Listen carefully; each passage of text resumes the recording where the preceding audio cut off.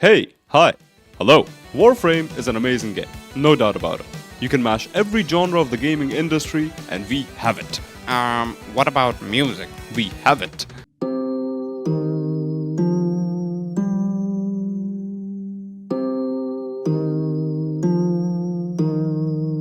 What about magic? Excuse me? Is this not magic enough for you? But of course, the dating games are different, right? We have it. So today I wanted to shed light on a different side of Warframe that I've noticed even a few MR30s don't know about. Ludoplex. What the fuck? What the fuck is this Lego plexiglass you talk about? The Ludoplex is an orbiter decoration that can be bought from Big Intellect Succubus, Cephalon Cimrus.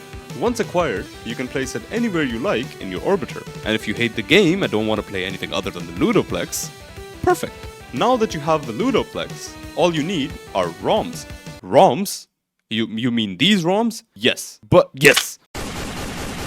To play anything on the Ludoplex, you require ROMs for specific games. Currently, there are 4 different ROMs you can get. 2 from Cephalon Succubus, and the other 2 from the Holovania Mall. Now that we have done all our shopping for the video, let's get into the Ludoplex games one by one. Enjoy!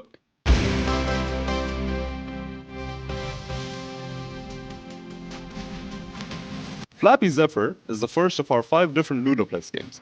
Flappy Zephyr? Doesn't that name sound... Do you all remember the game Flappy Bird? Originally released in 2013 by developer Dong Nguyen. I hope I said that right. The game is a side-scroller in which you control a bird named Fabby. With each tap, the bird flaps its wings, hence the name Flappy Bird. Similarly, Flappy Zephyr is also a side-scroller set inside the Corpus tile set, in which you control the Warframe Zephyr, and with each click, Zephyr flaps his wings? And the goal is to get the highest score possible while dodging all obstacles in the way. Fun fact, the developer of Flappy Bird took the game down in 2014 due to its addictive nature. And to be honest, I totally agree. 9 out of 10, classic. You know the Sentinel Worm? Well, some people love it, some not so much. But here, Worm is the main character, baby.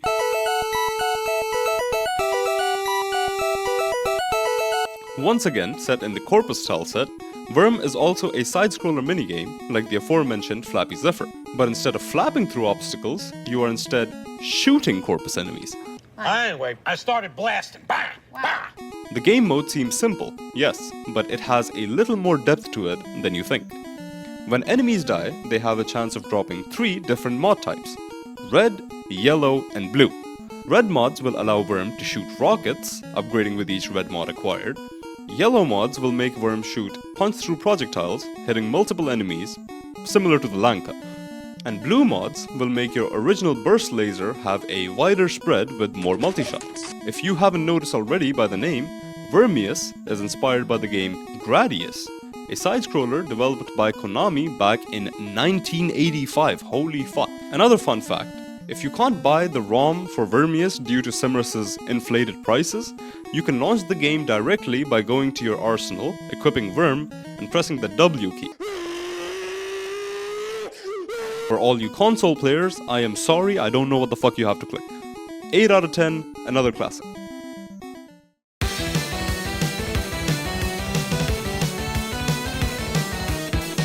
Now we're getting to the good stuff. Frame Fighter, inspired by the very famous fighting game IP, Street Fighter, is a minigame where players can duke it out against each other.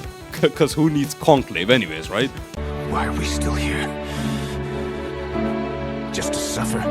And yes, you heard me correct, players, plural. Which makes it the first minigame ever introduced in Warframe that allows you to play with friends, regardless of if they own a Ludoplex or not. Just simply click invite, select player, and pray to God that the host is not unreachable. As I said, Frame Fighter comes pre-installed with the Ludoplex, like Mario with Nintendo consoles. Please don't copyright me. Frame Fighter puts the players in a best-of-3 match set in front of the Cetus Gate. Although I would love some more map options, as it is an amazing pastime activity in your orbiter. Players can punch, kick, block, crouch, and also grab.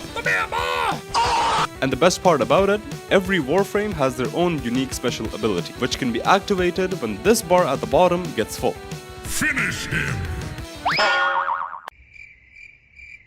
Oh yeah, Mr. Krabs. Another thing that I should mention is that by default, you only have 3 starter Warframes, Mag, Volt, and Excalibur, as playable characters. And the way to unlock everyone else is by scanning these blue butt plugs found on every planet. Each planet has 3 unlockable frames for Frame Fighter, so Get to scanning those butt plugs. overall, amazing game mode. My personal favorite if you couldn't tell already, so a very unbiased 10 out of 10. Birdman approved.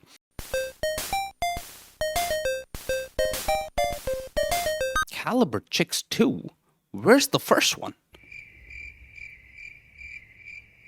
Oh, cause there's 2 So Caliber Chicks 2 is a run-and-gun arcade game introduced alongside the Hex update. Inspired by arcade games of the 90s like Turtles in Time, the game has you controlling Jillian and Lillian. The 2 Caliber Chicks. The game is divided into 3 stages: rooftop, ground level, and cryo-processing plant. Your goal is to complete all 3 stages. At the end of each stage, you will face off against Anna Key, who after getting her ass handed to her will fly away like Team Rocket, only to come back at the end of the next stage. Apart from stages, there are also loops. What the fuck? You mean these loops? Motherfuck! When you complete all 3 stages, that resets the game back to stage 1, with additional modifiers and harder enemies, hence completing loop 1. By completing 5 loops, you get awarded this nice looking emblem to show your friends why you weren't available for 2 hours of Cascade. 8 out of 10. Pew pew pew.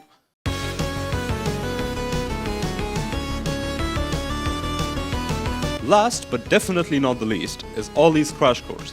A personal favorite for all Hot Wheels / GTA race enjoyers, staying true to the Halloween theme, players race on a Warframe equivalent of a Hot Wheels map on their Atomocycles. Finally, this thing gets more usage than just the fucking Halloween map. To complete the race, players have to make 2 full laps of the entire track. The game mode is timed, which means the longer you take, the lower you will be in the leaderboards. And hold on, how the fuck are y'all doing this? Throughout the race, you will come across different power-ups that will help you either get a better time or speed you up. Like the hot sauce, that temporarily gives you a substantial speed boost to your Atomocycle, or the time bonus that decreases your overall time taken by 2 seconds. But when there's Ying, there's also Yang jacking off in a corner, or something like that.